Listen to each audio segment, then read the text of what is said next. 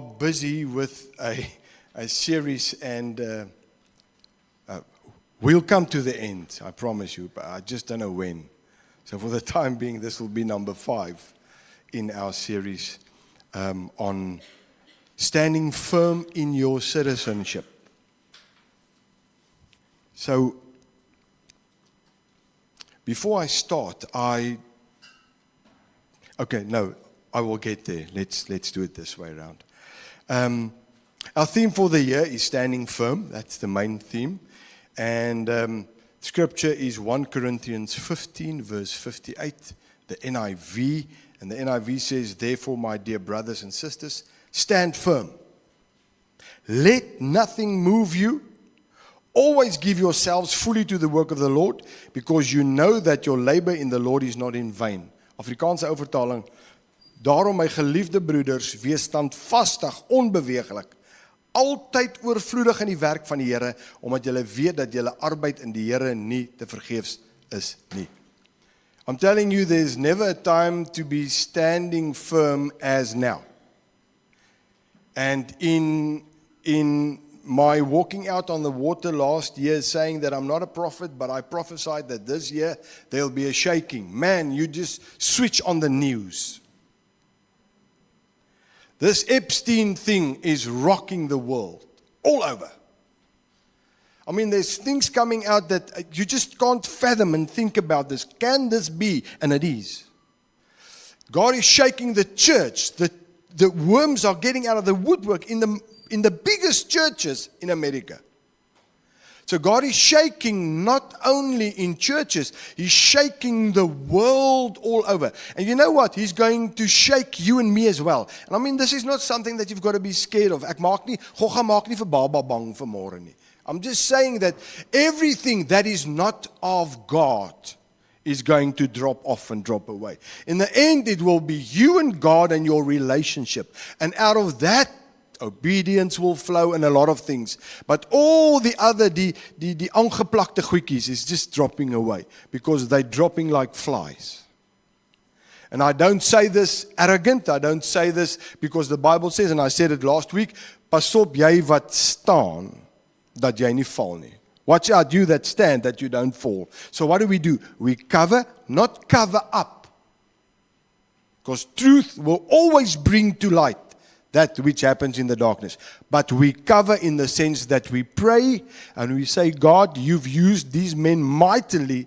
The devil has gotten to them in some or other way because he's trying to get the church to fall away. So we pray and we cover them in love and in prayer. But what needs to be exposed must be exposed, and then we handle it. And dan kan die mense gesond raak and people can start focusing on Jesus and take their eyes off people, and we can be there for one another. And we go on. It's not now time to say, ja, lekker, en hy dink hy so groot. That's the last thing the church must do.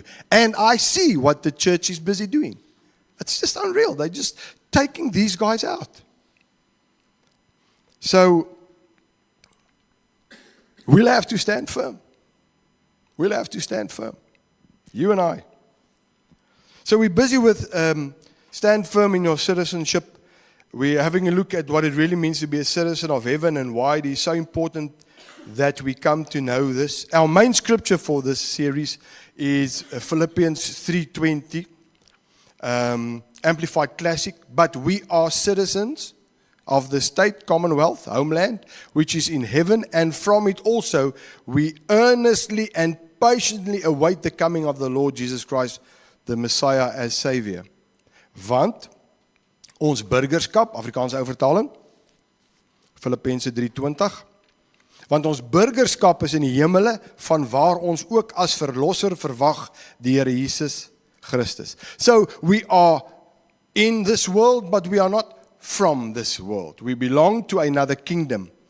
And our speech and our conduct, how we handle life, how we handle our families, how we handle situations, should give us away as citizens of the kingdom. I just always ask myself, Fana, what did they hear and what did they see now looking at you? Kingdom of heaven or not? So just a quick recap of last week. I said God wants sons and daughters, not servants or subjects. God, He wants citizens, not Christians. And I said why. Christian, actually the word means Christ-like, so we should be like Christ. But South Africa is a Christian country. Yes, and I'm Batman. He wants relationship and not religion. And religion is man-made, and it's man's efforts to please a God. So if I can do this, He'll be pleased. If I can, so we made this thing where we can please Him. Last night again, I watched the movie of the mafia, and I mean these guys go around killing, and all this guy did, he just rocked up at the church and spoke to the priest and forgiven, and there he goes. Religion. While I'm there, I think now is a good time to say it. Maybe I won't. Robin sent me a video clip late one night, and the next morning I had a look at AI and where we are now, and that this might well be the system of the Antichrist wrongly used, and then I went and I Googled, and you can go and Google, and then I found this guy said a couple of things, and then I had a look at, and I found this app. There's an app, it's called Text With Me, a divine connection in your pocket. So you download this app from Google Play or from App Store, and then you talk to Jesus. So in the morning you wake up and you say, good morning, and then He says, good morning, my child, how are you? And you say, listen, I've got some trouble with my wife. And then it's very Ola, because he quotes the Bible. And then he quotes the Bible and then encourages. And they say, this app has now been downloaded. You can go Google. Has been downloaded so many times. So they call it Jesus in my pocket. You can go and Google. Jesus in my pocket. So I don't need to read the Bible. I don't need to pray. I don't need to go to church. I don't need to whatever. Jesus in my pocket. This guy has done this. What do I do? And he quotes the scripture. Then he gave me another thing, and I had a look. In a church in Switzerland, the oldest Roman Catholic church, they had an experiment for 2 or 3 months where they replaced the priest in the confession box with AI. So it's a hologram of Jesus when you walk into the little room. It's a hologram of Jesus when you slide the door open. He can speak over 100 languages, read the whole New Testament. So whatever you ask him, he quotes from the New Testament. They had, I don't know how many people, over 900 people, I think, if I'm not wrong, that went to confession. And 2/3 of them said they had a spiritual experience. Yes, boys. They talked to the main priest of the congregation, and he said, this was just an experiment, but if this thing works, this might be awesome, because it can be then that it can replace a human, because this will be available 24/7, 365. So there's always time for confession, not when the priest is there, when you walk in. Then he said something else, and I went and I Googled and I saw this. In Germany, the Protestant church had a conference where AI ran the whole service, 40 minutes, singing, preaching, intercession prayer. The people sat in the pews, and on this big screen was the preacher preaching.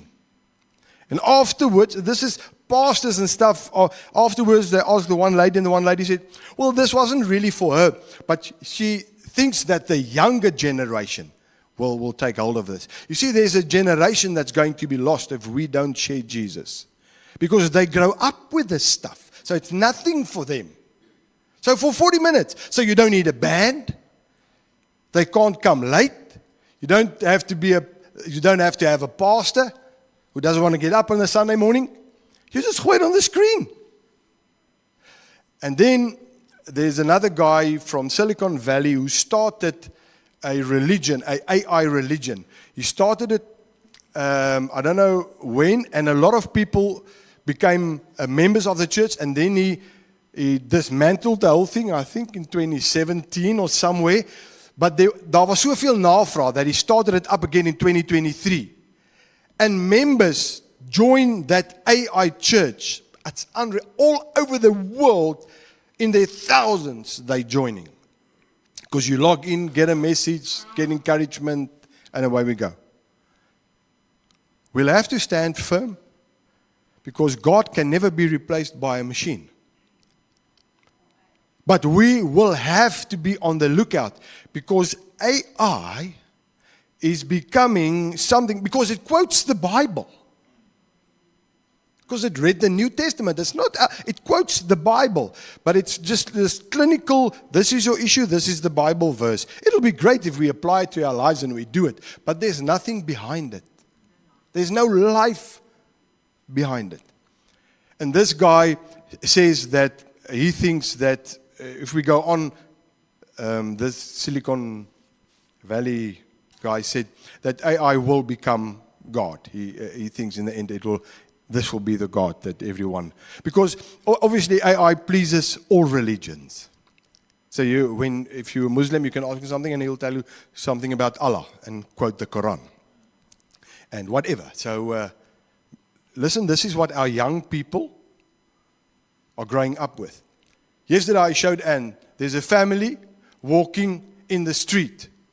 A mom and a dad and a klein dogtertjie, a little daughter. The mom and the dad are on their phones, walking with their kop onderste bo so op die sypaadjie, and the little girl about 5, 6 years old, she's walking behind them with a stick in her hand. She's like walking. Yeah, the mom and I don't know where are they going, to the park, where they're going. They're on their phones. But this is the era that we live in. And that's why young people say, I don't have to study anything anymore, because all the info I need, I get via, hey Siri. She can get me upset, Siri. Sometimes she doesn't understand my voice, and I ask, dial liefling, and then she said, liefling, some other, anyway. So, yeah, there, she's reacting there. But can we use it to our benefit? Absolutely, for research and things like that. Yes, absolutely. Can it replace God? No, it will replace religion, because it's a religion on its own again. But it can never be God. So we'll have to stand firm and say, listen, up till here, and that's it. That's it. So he wants relationship, not religion. God wants to rule. I said God wants to rule the visible, that which is seen, through the invisible, that which is not seen. He does it through His Holy Spirit, in our spirit, through our bodies on this earth. That's how people see Him. So I ended and I said, we as citizens of heaven, we have a responsibility to manifest heaven on earth. And I just listened to a thing of Dan Mohler again, and this guy just rocks my world. I sometimes don't want to put him on. And he said, if there's anything that you're in a situation where you are uncomfortable or you feel this, or why did this happen to me, he says, then your focus is not Jesus. Because if it's about Him and His life, it's nothing about you. Doesn't matter where you are, what you do, it's all about Him. So let's continue. I want to end this, or I want to go on with number 5. When Adam, this is important, when Adam and Eve disobeyed God, they didn't fall from heaven. They fell from dominion. They lost their authority. Toe Adam en Eva gefaal het in die tuin van Eden, toe val hulle nie van die hemel nie. Toe val hulle van heerskappy. Hulle het nie meer heerskappy nie. The authority was lost. So Satan tricked Eve by telling her that if she would eat from the tree of knowledge of good and evil, she will become like God. Yet, she was already created in His image and in His likeness. So, and the lie has never changed. He comes to you and I up till today and say, but is this, or can you, or did, it's always my identity, who I am. I am. No, but you're not good enough, or you've done this, or whatever. You see, the truth is she was already like God because they were created in the image of God. So Adam and Eve had the power and authority on earth exactly the same as the power and authority God had in heaven, because he wanted his kingdom to come, and he said, you now rule and reign, Genesis 1. So they had that. And they lost that. But Jesus gave it back to us on the cross of Calvary. So now, as ambassadors, we represent heaven. So when people look at us, they get a glimpse of heaven. That should be. This is how heaven do it. This is the way heaven speaks. This is the way heaven covers someone that fell. This is the way, and we must. And how will we do that if we don't get into the Word of God? We don't listen and start hearing His voice. But I want to talk just quickly about that is why prayer is so important. Quickly, 1 Thessalonians 5:17. King James says, pray without ceasing. Colossians 4:2 Amplified. Be persistent and devoted to prayer, being alert and focused in your prayer life with an attitude of thanksgiving. Jeremiah 29:12-13, English Standard Version. Then you will call upon me and come and pray to me, and I will hear you. You will seek me and find me when you seek me with all your heart. 1 John 5:14-15 Amplified says, this is the remarkable degree of confidence which we as believers are entitled to have before Him. What is that? That if we ask anything according to His will, that is consistent with His plan and purpose, He hears us. And if we know for a fact, as indeed we do, that He hears and listens to us in whatever we ask, we also know with settled and absolute knowledge that we have granted to us the requests which we have asked from Him. So we've got to pray. You can't not pray. And this is why, I think it's Miles Monroe who said it, it's good to have intercessors to pray, but intercessors must never replace your prayer time. Because it's so easy to ask somebody to pray for something, and it's wonderful, we must. But that doesn't mean that I must not pray. I still need to pray as well. Why? Because when we pray, we are communicating with a divine government. When we pray, we are communicating with a divine government. You see, because prayer is the medium through which we get our emails, our info, our flow of information, our resources, our wisdom. So we need to pray. It's a connection. It's our, if I can put it in today's terms, it's our internet connection to the divine. If I can, and I don't want to be respectful when I say that. So even if grace has given us everything, grace has never replaced prayer, and we still need to pray. And we have to declare, and we have to ask. So, because what happens when we pray? Prayer releases what has been settled in the heavens on the earth. The fact that He gave us everything on the cross of Calvary, the fact that He paid for our sickness on the cross of Calvary, doesn't mean that I walk around healthy. That's why when something comes my way, I pray. Because when I pray, it releases that which has already been settled 2,000 years ago. 2,000 years ago. It's sorted out, but I need to pray. I want to put it this way. God's government in the heavenlies gains access to earth to act according to what we say, what we pray, and our faith. Because He works through us. You hear what I say? So when I pray, God says, oh, there's somebody, they're praying. I can release what they are calling for and releasing now. If nobody prays, God's in heaven, all is sorted out, nothing happens. It doesn't happen automatically. That's why I've got to get up in the morning and pray. Thank Him for protection. Thank Him for provision. Thank Him. There's a lot of things that we pray for that we have already received. So we pray wrong. That's why we thank Him for that.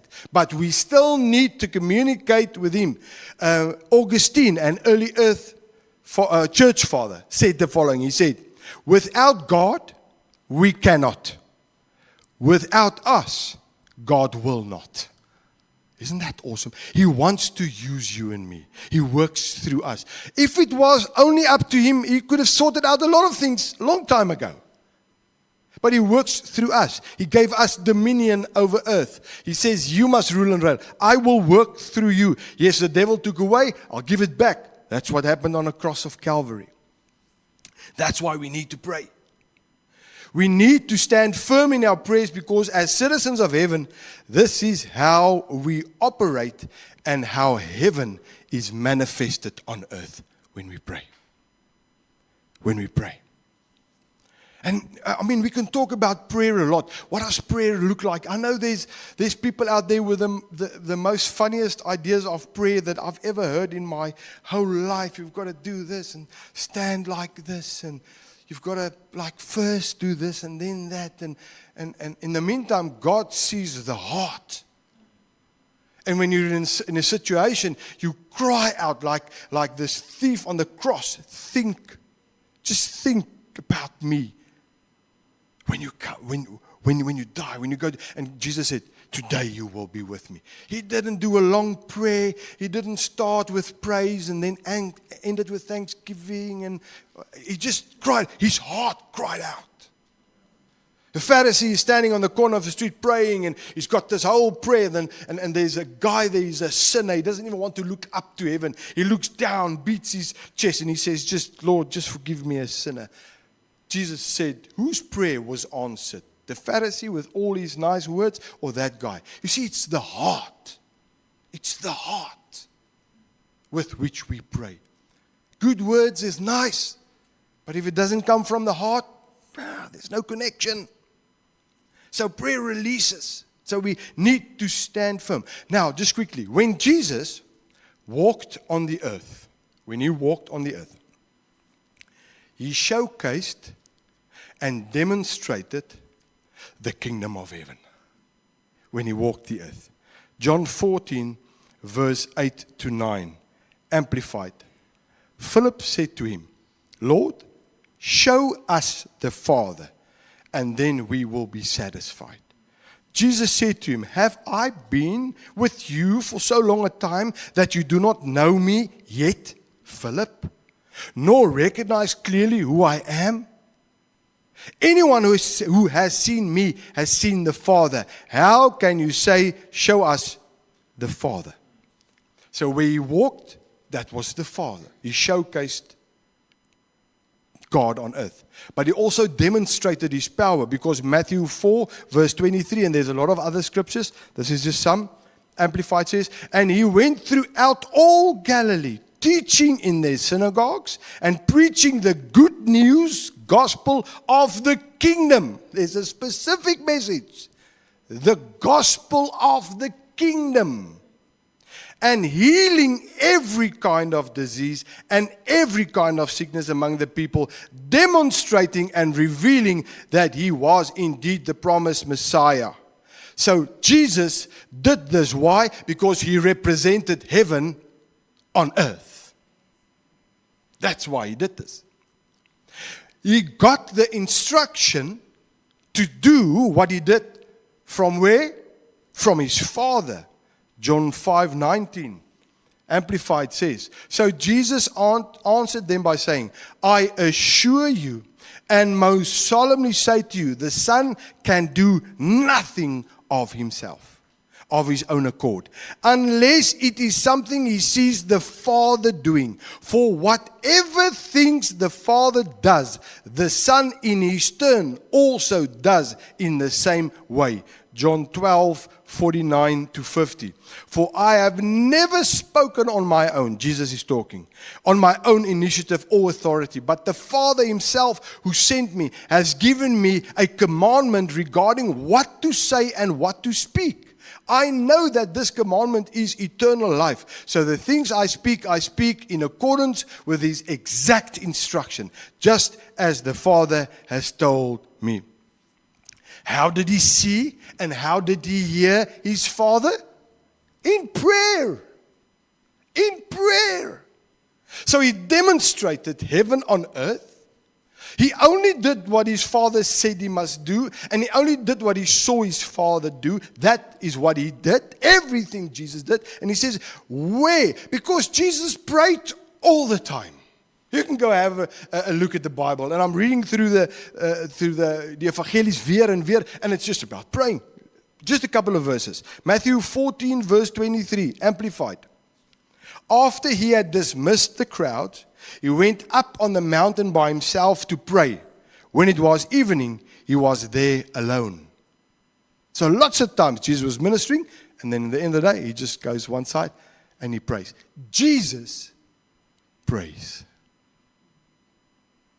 Mark 1:35, Amplified. Early in the morning, while it was still dark, Jesus got up, left the house, and went out to a secluded place and was praying there. Luke 5:16, Amplified. But Jesus himself would often slip away to the wilderness and pray in seclusion. This was just after he did some miracles. He got all the people settled out. He got one side. Luke 6:12. Now at this time Jesus went off to the mountain to pray, and he spent the whole night in prayer to God.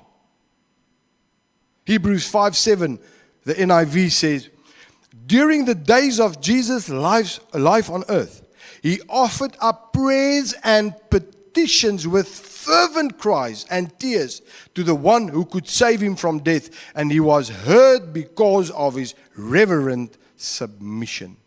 If Jesus prayed, who am I and you to not pray? Wow. If he prayed. So we need to stand firm in prayer. Why? Because we are citizens of heaven. Now just quickly, and I'm finished, and I'm going over to the table. In which way must I pray? In any which way you want to, as long as it comes out of the heart. You can pray while driving, just don't close your eyes. You open your eyes while driving. Can I pray with open eyes? Yes. You drive your car, you look at the mountains, you look at Table Mountain, and you go, God, you're awesome. Wow. And you start praying. Start praying. You pray when you wash the dishes, when you mow the lawn, when you're at work and you've got a tea break. You pray quiet time at home, where you sit down and listen to his voice. But there's no specific way that you must now do your speech, or must you kneel, must you lay down. Do whatever you want to do. Just don't fall into a ritual that you've got to kneel en handjie saam op my kniegie sal kyk nou met my handjie saamgevou. You know, all that. So we just do it. And I've told you this before, this one little boy, he just prays the alphabet every night. A, B, C, D, E, F, G. And his mom walks past and she listens. And she thought, no, man. And the next evening the same, A, B, C, D, E, F, G. And she stops and she says, listen, why do you pray like this? Why don't you pray? And he says, well, Jesus knows everything. He knows what I need. So I just give him the alphabet and he puts the words together. But it comes out of the heart. Out of the heart. As long as it's sincere. As long as I do it with respect. You can have respect for a person using big words. Or you can have respect for a person using casual words. You can have no respect for a person and still use big words. It's not in the words that the respect is. It's in the condition of the heart. So if I sit down and talk to God, I don't need to, because I've been taught I don't need to say, oh God in the heavens, I am so humble to come into thy presence. You can, if that's your way, God bless you. It's awesome. But that doesn't mean that the next guy, out of the sincerity of his heart, says, Father, here I am. I just messed up. But I love you so much. And I know you care for me. It's the same. It's the heart. And I've told you this before. I had a guy coming to me and says he can't pray. Because somebody said he has to pray for at least half an hour every day. There's religion. Who puts the time to pray? Now you need to pray for at least half an hour.